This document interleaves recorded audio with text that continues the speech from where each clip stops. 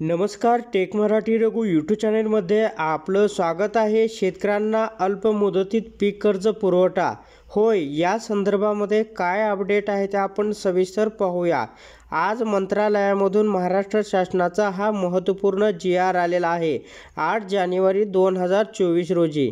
तर सन 2023-24 मधील अर्थसंकल्पीय तरतुदीचे वितरण करण्याबाबत शेतकऱ्यांना अल्पमुदत पीक कर्ज पुरवठा करण्यासाठी 1% व्याजदराने अर्थसहाय्य देण्याबाबत हा महत्त्वपूर्ण शासन निर्णय आला आहे।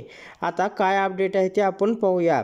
संदर्भाहीन शासन निर्णय क्रमांक 1 अन्वये राज्य शासनाने राज्यातील शेतकऱ्यांना 6% व्याजदराने अल्पमुदत पीक कर्ज पुरवठा होण्यासाठी शासकीय अर्थसहाय्याचा निर्णय घेतला आहे।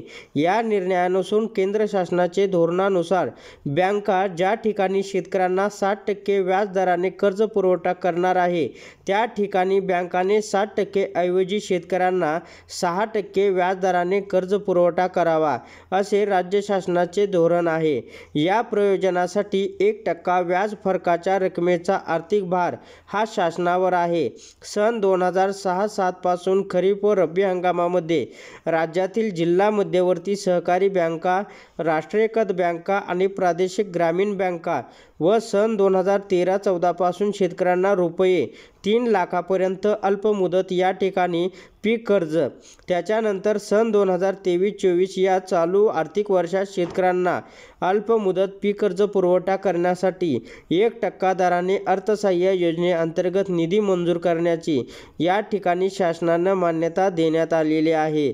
आता शासन निर्णय पाहूया। सन 2023-24 या वर्षात शेतकऱ्यांना अल्पमुदत पीक कर्ज पुरवठा करण्यासाठी 1% दराने अर्थसहाय्य योजनेअंतर्गत अर्थसहाय्य खालील या ठिकाणी 24 लाख अर्थसंकल्पीय निधी वितरित करण्यासाठी उपलब्ध आहे। त्यापैकी रुपये 240 लाख एवढ्या निधीचे वितरण, 480 लाख निधीचे वितरण आणि 240 लाख निधीचे वितरण येथील शासन निर्णयान्वये करण्यात आले आहे।